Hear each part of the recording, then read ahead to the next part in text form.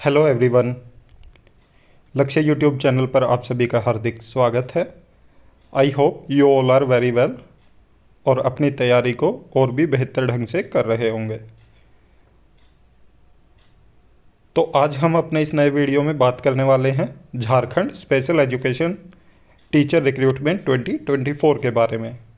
तो जैसा कि आप सभी जानते हैं कि हमने जो इससे पहले वीडियो बनाया था Jharkhand special education teacher recruitment के ऊपर, तो उसमें आपको बताया था कि 3421 स्पेशल एजुकेटर की वैकेंसीज आने वाली है झारखंड में, और जिसके लिए वो जेटेट वालों को ही एलिजिबल करते हैं।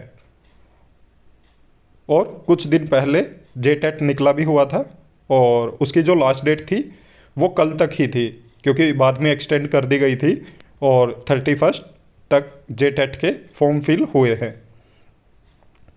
तो अब झारखंड के जो मुख्यमंत्री हैं उनकी तरफ से एक बयान आया है और उसमें बताया गया है कि उन्होंने एक बिल पास किया है। तो उसके बारे में हम आज चर्चा करने वाले हैं और वो भी बताएंगे कि वो बिल किसके ऊपर है। और आप यहाँ पे देख के समझ भी गए होंगे, जैसा कि हमने यहाँ पे पहले ही बताया हुआ है कि क्या अब अदर स्टेट के अभ्यर्थी नहीं कर सकेंगे आवेदन। तो वो बिल पास हुआ है वो अदर स्टेट कैंडिडेट के लिए ही है, क्योंकि उनका जो मानना है कि अदर स्टेट के कैंडिडेट ज़्यादा झारखंड में आके वैकेंसीज ले रहे हैं, जिससे जो झारखंड स्टेट के कैंडिडेट हैं उनको नुकसान हो रहा है।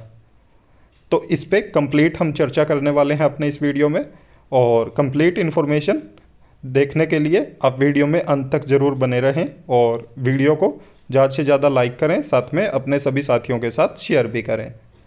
तो चलिए देखते हैं सबसे पहले कि क्या कहा गया है हेमंत सोरेन की तरफ से। जैसा आप ये देख रहे हो, इसको हम जूम करेंगे तो ये थोड़ा ब्लर हो जाता है, पर हम यहाँ पे आपको एक एक चीज़ बताएंगे और अच्छे से एक्सप्लेन करेंगे। तो यहाँ पे विधानसभा का मानसून स्तर चल रहा है, जैसे कि आप सभी को पता है, और उसके अंतिम दिन हंगामा हुआ था इसी चीज़ के ऊपर, और इन्होंने बोला कि झारखंड में किसी बाहरी व्यक्ति को नहीं लेने देंगे नौकरी। ये सीएम की तरफ से कहा गया है मानसून स्तर के अंतिम दिन। और इसमें आगे बताया गया कि जो झारखंड विधानसभा के मानसून सत्र का शुक्रवार को समापन हो गया। समापन भाषण में मुख्यमंत्री हेमंत सोरेन ने कहा 1932 के खातियान आधारित स्थानीय नीति को हमने विधानसभा से पास कर राजभवन भेजा था, उसे उलझाकर रख दिया गया, लेकिन हमारा प्रयास कम नहीं हुआ है। विश्वास रखें, हम इसे फिर से लाएंगे। उन्होंने कहा, सुदेश महतो बड़ी चतुराई से पूछ रहे हैं कि कौन सी नीति पर सरकार अभी नौकरियां देने जा रही है।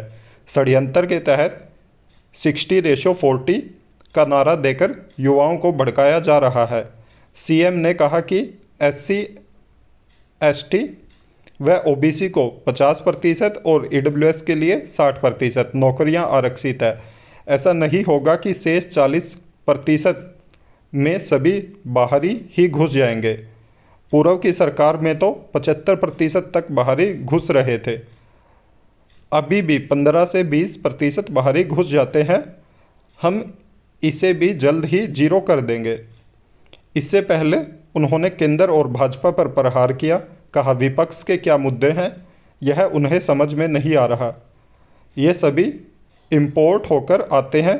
ये आदिवासी पिछड़ों के हितों की बात करते हैं, लेकिन सबसे अधिक उनसे ही घृणा करते हैं। इन्होंने मणिपुर में ही नहीं, देश के अन्य पहाड़ी इलाकों को भी अस्त व्यस्त कर दिया है। तो यहाँ पे इन्होंने बताया कि जो 1932 के खातियान आधारित स्थानीय नीति है उसको इन्होंने विधानसभा में पास किया था, और जैसे कि आप सभी जानते हैं कि विधानसभा में पास करने के बाद फिर उसको राज्यपाल के पास भेजा जाता है। तो उसके बाद इन्होंने राजभवन भेजा उसको, और उसके बाद इनके पास कोई रिप्लाई नहीं आया है। काफ़ी लंबे समय से ये वेट कर रहे हैं उसका कि कुछ रिप्लाई आए, या हाँ में या ना में। तो उसके लिए ये काफ़ी समय से वेट कर रहे थे, और उसी के बारे में यहाँ हेमंत सोरेन जी ने बोला है। और इसके अलावा इन्होंने कहा कि जो 60-40 का रेशियो होता है कि 60% वहाँ पे कैटेगरी होती है और 40% में जर्नल वाले फाइट करते हैं। और जो 60% इन्होंने रिजर्वेशन पॉलिसी बनाई है वो SC STC और OBC के लिए और साथ में 10% EWS के लिए। तो ऐसे 60 और जो 40% है उसमें जितने अदर स्टेट के कैंडिडेट हैं या स्टेट के कैंडिडेट हैं, जितने भी जर्नल कैंडिडेट हैं वो सब आ जाते हैं। तो जो स्टेट के जर्नल होते हैं वो और अदर स्टेट के चाहे कैटेगरी के हो या जर्नल, वो सभी इस 40% में आते हैं। तो इन्होंने बताया कि इसमें तकरीबन बाहरी राज्य के जो अभ्यर्थी हैं वो ही घुस जाते हैं और जो झारखंड स्टेट के कैंडिडेट हैं उनको मौका नहीं मिल पाता। और इन्होंने बोला कि जो दूसरी सरकार है उनके टाइम पे तो 75% तक बाहरी घुस गए थे और अब 15-20% रह गया, परंतु उसको ये जीरो करने जा रहे हैं। जो इन्होंने ये नीति बनाई है तो इसके अकॉर्डिंग कोई भी अगर बाहरी कैंडिडेट है तो वो वहाँ पे आवेदन नहीं कर पाएगा। परंतु इन्होंने बोला कि भाजपा सरकार ऐसा नहीं करने दे रही और वो जो राज्यपाल हैं उनसे उसको अंतिम रूप नहीं दिया जा रहा। और ये बोल रहे हैं कि ये अगर ऐसा नहीं होगा तो दोबारा से फिर सदन में लाएंगे उस चीज़ को और दोबारा से फिर पास करवाएंगे। तो आप देख सकते हैं कि अभी तक ऐसा नहीं है, परंतु क्योंकि अभी तक ये जो नीति है वो पास नहीं हुई है, अभी तक ऐसा बिल्कुल भी नहीं है कि अदर स्टेट के कैंडिडेट वहाँ पे अप्लाई नहीं कर सकते। तो अभी आप इस बात की चिंता ना कीजिए और जैसा कि आप सभी अभ्यर्थियों ने JTET भर दिया होगा ऐसी हम उम्मीद करते हैं और आप उसकी तैयारी भी बहुत अच्छे से कर रहे होंगे। और इस चीज़ के लिए अभी चिंता करने की बात नहीं है क्योंकि इसमें बहुत लंबा टाइम लगने वाला है। मेरे पास सुबह से ही बहुत सारे कैंडिडेट के मैसेज आ रहे थे कि सर अब तो बाहरी कैंडिडेट नहीं शामिल हो पाएंगे। तो इसीलिए मैंने सोचा कि जो कैंडिडेट डिमोटिवेट हो रहे हैं तो उनके लिए ये वीडियो बनाया जाए कि अभी इसमें काफ़ी लंबा समय लगने वाला है अगर ये नीति पास भी होगी तो। और जैसा कि आप देख रहे हो यहाँ पे CM साहब खुद कह रहे हैं कि काफ़ी लंबे समय से जो राज्यपाल हैं उन्होंने इस चीज़ को अटकाया हुआ है और इस चीज़ को पास नहीं करने दे रहे। तो जब पीछे कितना समय लग चुका है तो आगे भी वो पास नहीं होने वाली है।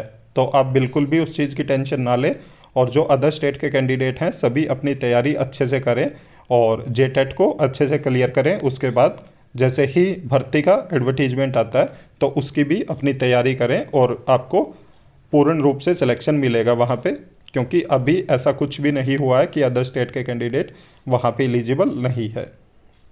यहाँ पे इन्होंने एक और चीज़ बताई है कि राजभवन साजिश कर रहा ताकि स्थानीयता बिल फिर पास न हो। मुख्यमंत्री ने कहा 1932 के खातियान आधारित स्थानीय नीति और पिछड़ों को 27% आरक्षण वाले विधेयक को पारित कराकर राजभवन भेजा गया था, जहां राज्यपाल ने लटका दिया।